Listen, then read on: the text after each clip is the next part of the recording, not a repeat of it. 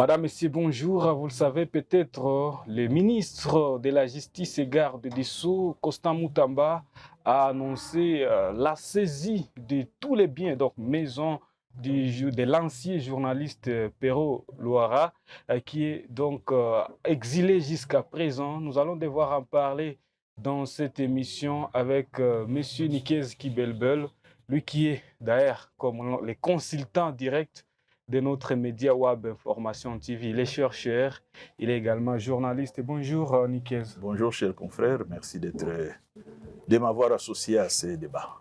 Nous sommes très heureux encore une fois de vous recevoir. Dites-nous Nikez, je dis bien, le ministre de la Justice et Garde des Sceaux, M. Constant Moutamba, l'a annoncé qu'il va bien évidemment procéder aux saisies des biens de M. Perrault Loara. Dites-nous comment est-ce que vous en pensez? Merci beaucoup. Le ministre d'État à la Justice et Garde des Sceaux, effectivement, a fait un communiqué, l'a rendu public sur le cas de Perrault. La question, elle est simple. Est-ce qu'on peut procéder aux confiscations ou à la confiscation des biens de quelqu'un sans jugement? Ça, c'est la première des questions. Et est-ce qu'on peut confisquer les biens de quelqu'un sans l'avoir entendu, sans l'avoir jugé, sans que le jugement ait été prononcé? Ça, c'est la première des questions. La deuxième des questions, est-ce qu'il revient au ministre de la Justice de confisquer les biens d'autrui ou bien aux instances judiciaires? Donc, les deux questions-là, parce qu'il ne faut pas faire le mélange des genres, les deux questions se posent avec acuité pour savoir qui doit faire quoi et pourquoi on doit faire cela. Ça, c'est très important. Nous sommes dans un état de droit. Il faut que les choses soient claires. C'est vrai que moi, je ne sais pas s'il y a des procédures judiciaires qui disent que quand quelqu'un a crié, quelque part, parce que Perrault crie, quand quelqu'un a crié, directement, on va saisir ses biens. Et s'il n'a pas de biens, on risque d'aller saisir ses enfants, si on considère que les enfants sont aussi les biens. Donc, la question, elle est là. Est-ce qu'on peut saisir les biens d'un individu sans l'avoir jugé? Est-ce que réellement on peut saisir les biens d'un individu sans l'avoir jugé, M. Nikez? Je vous remets la question. C'est effectivement toute la problématique des mesures que le ministre annonce, tambour battant. Est-ce que, en droit, le ministre est juriste? Peut-être nous ne connaissons pas tous les méandres du droit, mais est-ce qu'en droit, on peut saisir le bien d'autrui, d'un individu, sans l'avoir jugé? C'est ça la question. Selon nous, dans le peu que nous connaissons, la première des choses à faire, c'est de porter plainte contre un individu X pour avoir fait poser un acte délictueux plutôt, ou un acte qui compromet, un acte qui nuit au bon fonctionnement de la République ou des institutions de la République. Et pourquoi c'est le ministre qui doit ordonner ou bien annoncer des poursuites contre Perrault Loara? Alors là aussi, c'est un mélange de genres.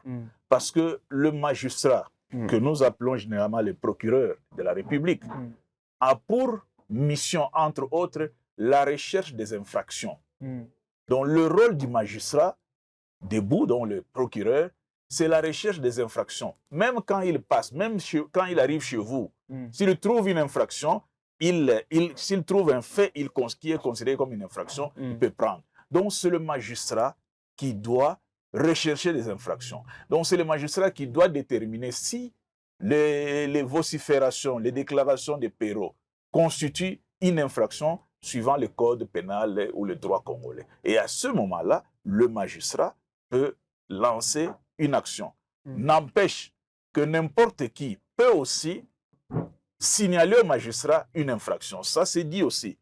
Tout citoyen a la possibilité ou a le devoir de signaler au magistrat quand il trouve que quelque chose ne va pas. Peut-être le ministre essaie de passer par cette disposition qui dit que tout citoyen a l'obligation, a le devoir de signaler quand il trouve que quelque chose ne va pas. Peut-être le ministre utilise cette passerelle-là. Okay.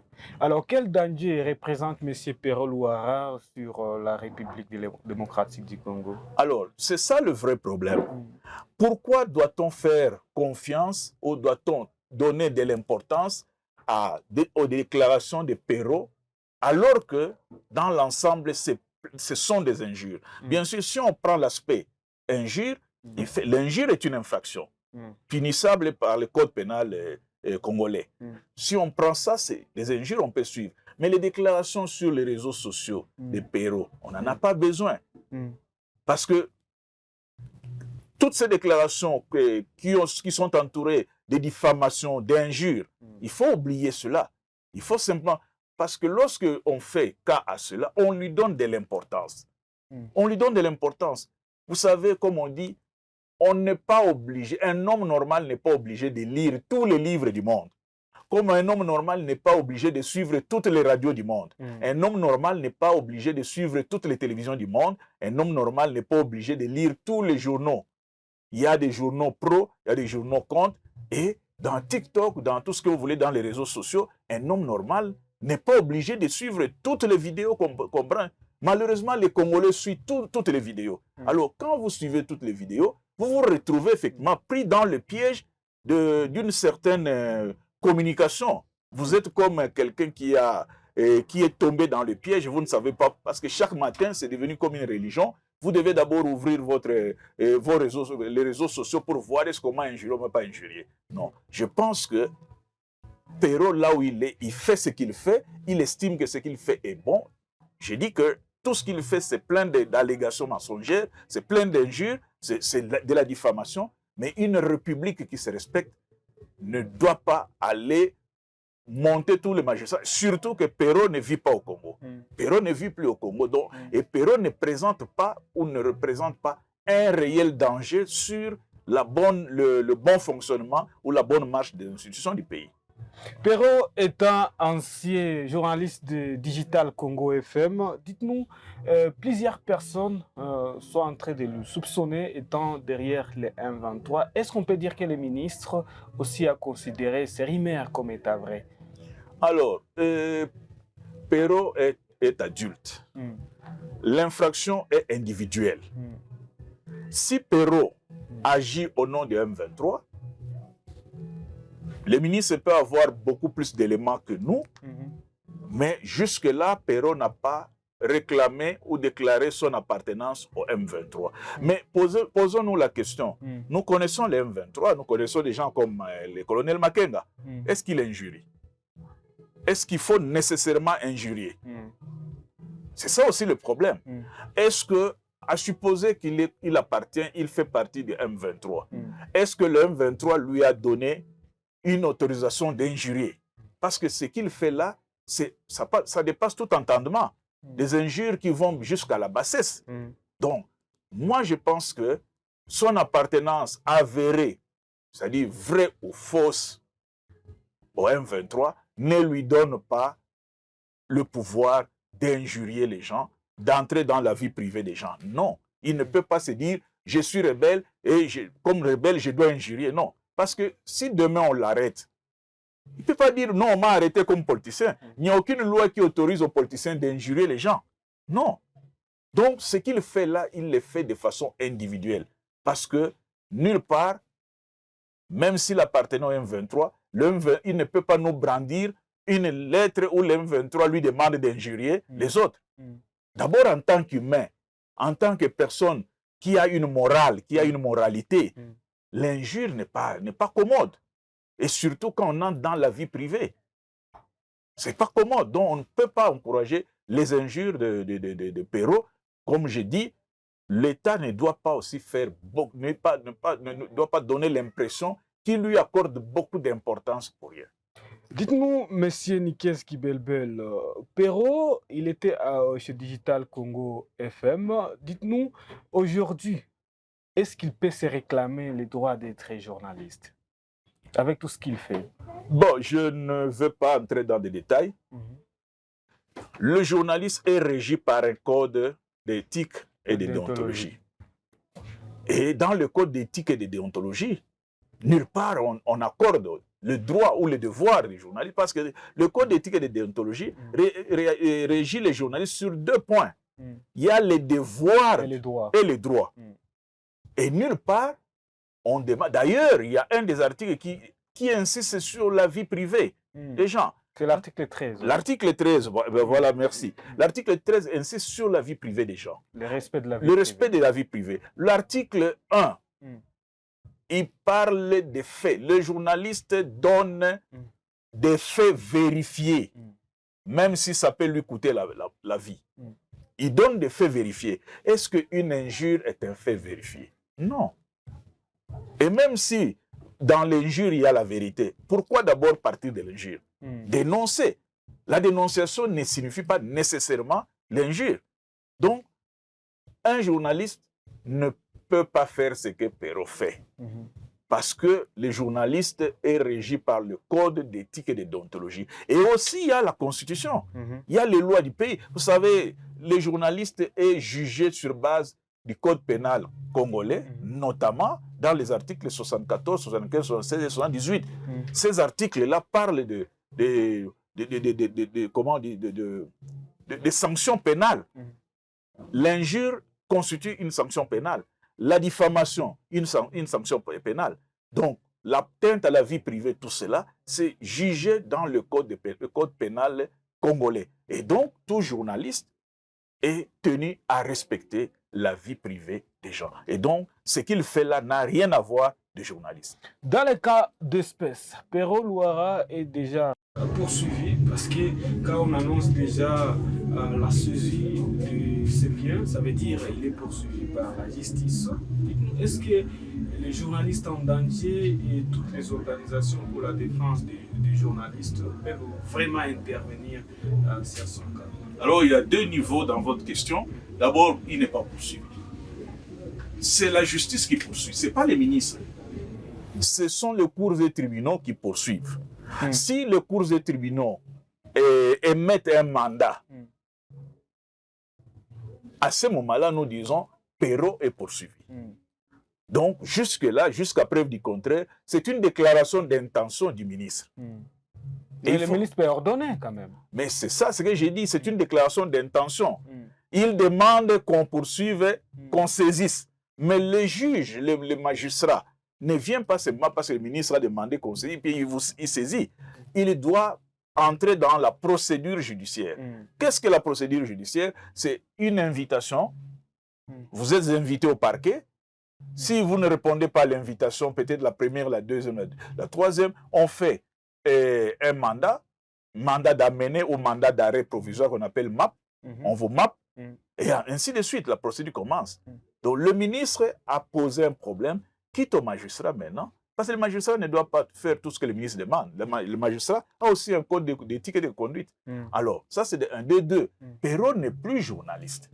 Ok, il n'est plus journaliste. Il n'est plus journaliste parce qu'il ne respecte ni le code d'éthique ni le code de déontologie. Il se réclame toujours être journaliste. Ah, mais c'est indépendant. Ça, c'est lui. Même les journalistes indépendants, poser la question à l'UNPC parce que les journalistes en République démocratique du Congo, ils sont dans l'UNPC, l'Union nationale de la presse du Congo. Demandez son numéro, demandez à l'UNPC s'il le reconnaît aujourd'hui comme journaliste. Donc, en République démocratique du Congo, Perrault n'est pas journaliste, ou n'est plus journaliste.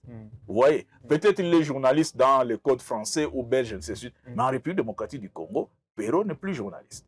Et donc, comme il n'est plus journaliste, même l'INPC, même GED ne peuvent pas vraiment intervenir sur son cas. Ils ne peuvent pas. D'ailleurs, même quand vous parlez de GED, GED aussi n'intervient pas pour les journalistes qui injurient les gens.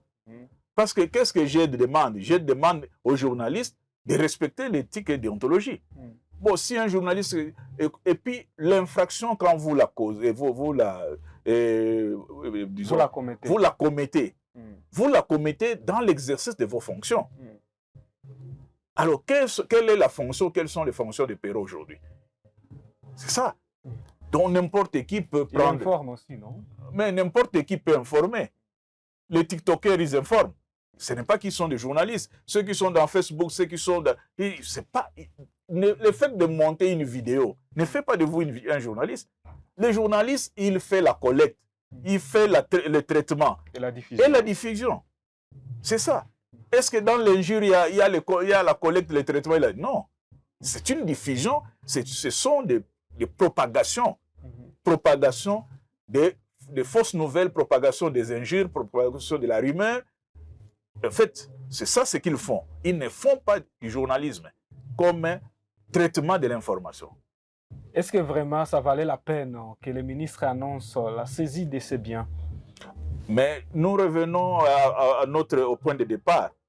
Le ministre, est-ce que la loi, le code pénal congolais ou le code de l'organisation de la justice congolaise peut autoriser un ministre de saisir les biens d'autrui? C'est ça la question. Je n'ai pas le code, je ne connais pas tout cela, mais je dis que le ministre, comme ministre de tutelle, il doit déposer son, comment je peux appeler ça, sa proposition au parquet. Il doit instruire un parquet, soit le parquet de la Gombe, soit le parquet de Matete, soit, ainsi de suite, un des parquets à Kinshasa pour dire, est-ce que vous pouvez ouvrir le dossier au nom de tel monsieur?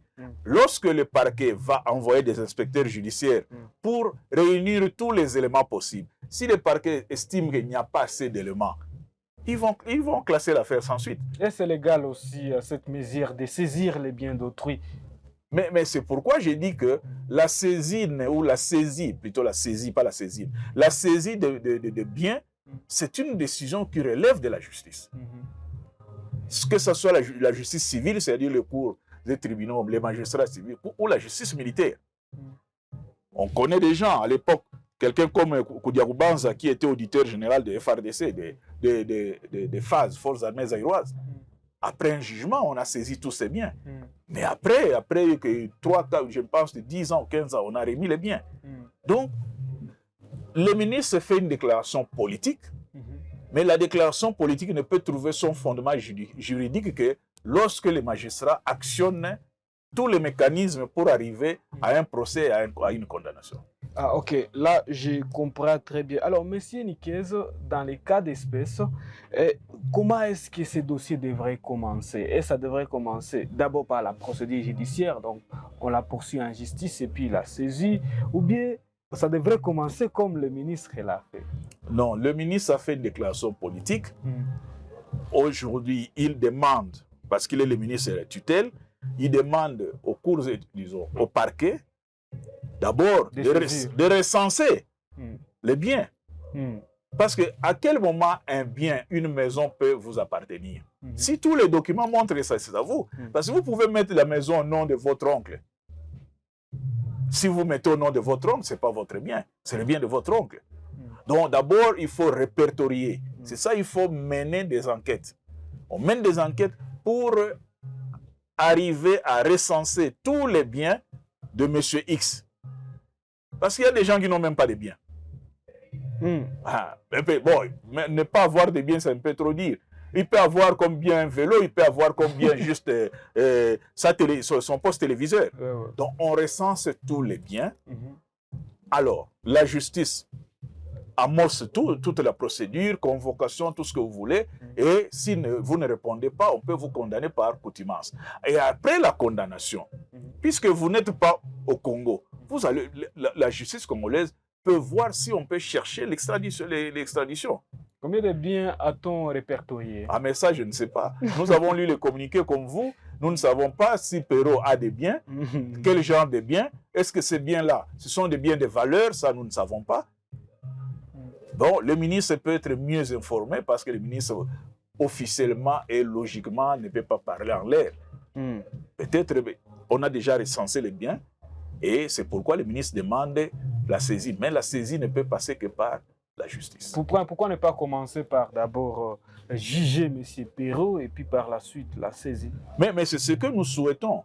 Nous souhaitons, et c'est ça la procédure, porter plainte contre un individu. On met la procédure en marche, c'est-à-dire on les localise, parce qu'aussi pour comparaître, il faut que la note, comment on appelle ça, la note de l'invitation du tribunal vous arrive.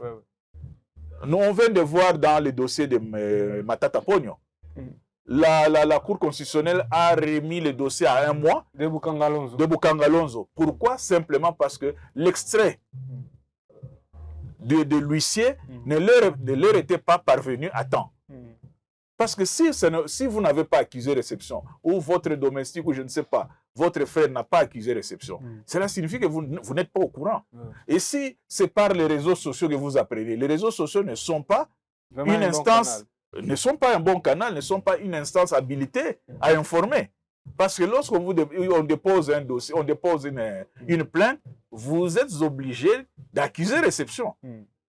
C'est sur base de cet accusé de réception qu'on saura votre bonne foi. Si vous répondez ou si vous ne répondez pas. C'est comme ça, la loi dit, une fois on vous appelle, vous ne venez pas. La deuxième fois, on actionne encore l'appel, vous ne venez pas. La troisième fois, on peut mettre un MAP, un mandat d'arrêt provisoire. C'est-à-dire que là où on vous retrouve, même si on vous trouve dans les toilettes, on vous prend directement, on vous amène au cachot. Donc il faut suivre cette procédure. Si vous n'avez pas répondu présent. Si vous n'avez pas répondu présent, je pense à la troisième convocation.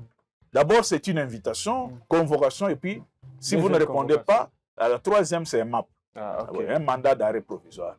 Alors, monsieur Nikiez, ou un mandat d'amener, c'est la même chose. Mandat d'amener. Oui. Alors, monsieur Nikiez, dans les cas d'espèce que nous sommes en train de vivre actuellement... Ou aussi mandat de comparution. Mandat de comparution. Voilà. Dans ce que nous sommes en train de vivre actuellement, qu'est-ce que vous pouvez avoir à dire en conclusion sur ces faits entre Perrault et les ministres tout ce que nous... En fait, ce que nous voulons que la République soit prise au sérieux. Pour que la République soit prise au sérieux, il faut effectivement respecter les procédures judiciaires. C'est-à-dire que, comme je l'ai dit, d'abord c'est le magistrat, celui qui est à la recherche des infractions. Le procureur a pour, entre autres missions, la recherche des infractions. Mais il est dit aussi que tout citoyen peut alerter le procureur, alerter le parquet, quand il trouve qu'il y a quelque chose qui ne va pas. Quand nous sommes dans les quartiers, si nous trouvons un mouvement suspect, nous devons alerter. Bon, donc, sur ce point-là, on est d'accord. Maintenant, il faut suivre la procédure. Dès lors qu'on estime que les déclarations de M. Tel, M. X ou Y, nuisent à la République, on actionne la procédure, comme j'ai dit. Il y a la première des choses, c'est l'invitation. On l'invite. L'invitation, convocation, ainsi de suite. Bon, pour celui qui n'est pas sur place, parce que Perrault n'est pas au Congo. Oui, il est en Europe. Il est en Europe. Lui demander, bon, ça c'est vous qui dites qu'il est en Europe, il peut être au Rwanda, il peut être en Ouganda, mais il n'est pas au Congo. Lui demander de se présenter, il peut ne pas venir au regard de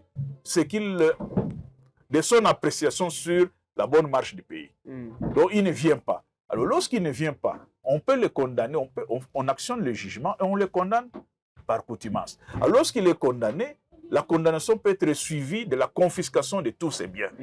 On répertorie les biens et on confisque. Donc voilà, et c'est à ce moment-là que la République sera jugée une République sérieuse, que même les déclarations du ministre seront prises en considération. Sinon, les gens vont se moquer de toutes ces déclarations de bonnes intentions. Vous voyez? Donc, ça, c'est la première des choses. La deuxième des choses, l'autre versant de conseil, on n'est pas obligé d'injurier pour faire passer un message. On n'est pas obligé d'entrer dans la vie privée des gens. Parce qu'il y a la manipulation. Vous savez, il y a une manipulation consciente et inconsciente. Dans la manipulation consciente, on vous donne de l'argent. On dit, faites ceci, vous êtes payé.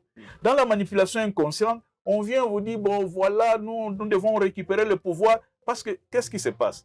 Quand vous regardez les déclarations de Perrault, d'abord c'est un Kassaïen, et dans la plupart des cas, il ne s'attaque qu'aux Kassaïens. Ça, c'est une manipulation, une manipulation insensée. Pourquoi lui ne doit que s'attaquer aux Kassaïens? Il dit bien, moi je suis Moulouba, non. Donc c'est une instrumentalisation de la conscience d'une personne.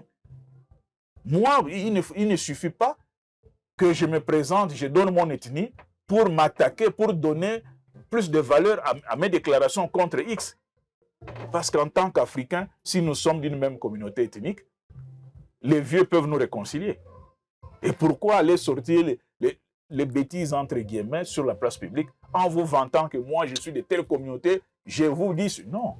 Ça, c'est une instrumentalisation qui avilit l'homme, qui touche même la conscience d'une personne. Et là, Perrault n'a pas de valeur devant des gens qui réfléchissent normalement. Donc, il doit changer sa façon de communiquer. Il a été journaliste, peut-être il est resté, Mais les journalistes ne communiquent pas de cette façon-là. Voilà, merci beaucoup, Monsieur Nikes Kibelbel, de votre participation encore une fois dans cette émission. Nous considérons cela comme votre conclusion. Merci, c'est moi qui vous remercie d'avoir pensé encore à nous.